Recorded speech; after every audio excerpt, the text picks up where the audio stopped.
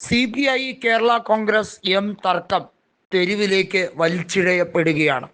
അതായത് ഇടതുപക്ഷത്തിനകത്ത് ഇനി ഒരു സമാധാന അന്തരീക്ഷം ഉണ്ടാകുന്നത് വളരെ വിരളമാകും. പല ജില്ലകളിലും പൊട്ടിത്തെറി അതിരൂക്ഷമാണ്. ഇടുക്കി, കോട്ടയം, എറണാകുളം എന്നീ ജില്ലകളിൽ CPI കേരള കോൺഗ്രസ് എം സംഘർഷം അതിരൂക്ഷമാവുകയാണ്. CPIയുടെ പല സീറ്റുകളും തദ്ദേശ സ്വയംഭരണ തെരഞ്ഞെടുപ്പിൽ കേരള കോൺഗ്രസ് എം തട്ടിയെടുക്കുന്നു എന്ന ആരോപണം ശക്തമായി വരികയാണ്.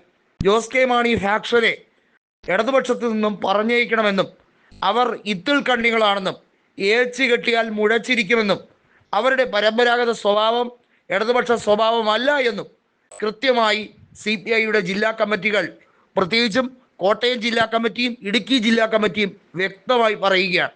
പീരുമേട് തെരഞ്ഞെടുപ്പിൽ അവിടെ കേരള കോൺഗ്രസ് എമ്മിന് സീറ്റ് നൽകാൻ വേണ്ടി ഇടതുപക്ഷം തയ്യാറായി നിൽക്കുന്ന വാർത്ത വലിയ തോതിലാണ് CPIക്ക് ആഘാതം ഉണ്ടാക്കിയിരിക്കുന്നത്. നമുക്കറിയാം, CPIയുടെ സിറ്റിംഗ് സീറ്റാണ് പീരുമേട്. ES വിജിമോൾ നിരവധി തവണ വിജയിച്ച, കഴിഞ്ഞ തവണ വാഴൂർ സോമൻ നേരിയ വ്യത്യാസത്തിൽ മാത്രം വിജയിച്ചു കയറിയ, എന്നാൽ വാഴൂർ സോമൻ കാലാവധി പൂർത്തിയാകുന്നതിന് മുമ്പ് മരണപ്പെട്ട് ആ സീറ്റ് ഇപ്പോൾ നിലവിൽ ഒഴിവ് വന്നിരിക്കുകയാണ്. എന്നാൽ ഉപതെരഞ്ഞെടുപ്പ് സാഹചര്യം നിലനിൽക്കുന്നതല്ല. കാരണം നിയമസഭാ തെരഞ്ഞെടുപ്പിന് ഇനി മാസങ്ങൾ മാത്രം ബാക്കി നിൽക്കെ ഒരു ഉപതെരഞ്ഞെടുപ്പിന്റെ ഭാരം ജനങ്ങളിലേക്ക് അടിച്ചേൽപ്പിക്കാൻ തയ്യാറാകുമോ ഇലക്ഷൻ കമ്മീഷൻ എന്നുള്ള കാര്യം വളരെയധികം ചിന്ത ജനിപ്പിക്കുന്ന ഒരു കാര്യമാണ്. കേരളത്തിൽ CPIയുടെ കാര്യം മന്ദഗതിയിലാണ്. പ്രത്യേകിച്ചും ലോക്സഭാ തെരഞ്ഞെടുപ്പിൽ CPIക്ക് ഒരു സീറ്റ് പോലും ലഭിച്ചില്ല. CPIM വലിയ തോതിൽ അവരെ അള്ളുവെച്ച് പരാജയപ്പെടുത്താൻ ബോധപൂർവ്വം ശ്രമിക്കുന്നു.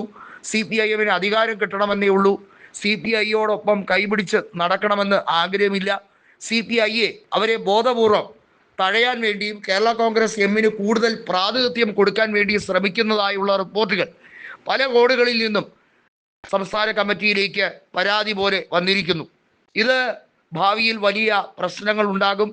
ഇപ്പോഴേ തന്നെ പല നേതാക്കളും CPIയുടെ അംഗത്വം തന്നെ രാജിവെക്കാൻ തയ്യാറായി നിൽക്കുന്നു.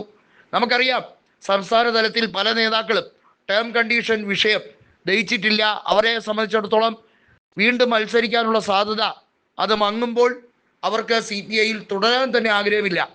VS സുനിൽകുമാറിനെ പോലെ ഒരു നേതാവ് തൃശ്ശൂരിൽ ലോക്സഭാ മണ്ഡലത്തിൽ പരാജയപ്പെട്ടതിൻ്റെ കാരണം അത് ഇതുവരെയും പരിപൂർണമായി അന്വേഷിച്ചിട്ടില്ല. റവന്യൂ മന്ത്രിയായ രാജൻ ഉൾപ്പെടെ പലരും പറയുന്നത് വലിയ കളികൾ CPIMും BJPയും തമ്മിൽ നടത്തിയിട്ടുണ്ട്. അതല്ലെങ്കിൽ ഇങ്ങനെ വരില്ല. CPIക്ക് വിജയിക്കാൻ സാധ്യതയുണ്ടായിരുന്ന സീറ്റാണ് തൃശ്ശൂർ ലോക്സഭാ സീറ്റ്. 2014 CN ജയദേവൻ 38,000-ൽ പരം വോട്ടുകൾക്ക് അവിടെ KP ധനപാലൻ എന്ന കോൺഗ്രസ് നേതാവിനെ പരാജയപ്പെടുത്തി MP ആയ സ്ഥലമാണ് തൃശ്ശൂർ. അതിനുശേഷം TN പ്രതാപൻ 93,000 വോട്ടുകൾക്ക് സ്ഥാനാർത്ഥിയെ മാറ്റിയപ്പോൾ അവിടെ വിജയിക്കാനായി. രാജാജി മാത്യൂസ് തോമസിനെയാണ് അവിടെ പരാജയപ്പെടുത്തിയത്. കഴിഞ്ഞ തവണ VS സുനിൽകുമാറിലൂടെ മണ്ഡലം തിരിച്ച് പിടിക്കാൻ കഴിയുമെന്നായിരുന്നു എല്ലാ കണക്കൂട്ടലെങ്കിലും വലിയ പരാജയം സംഭവിച്ചു.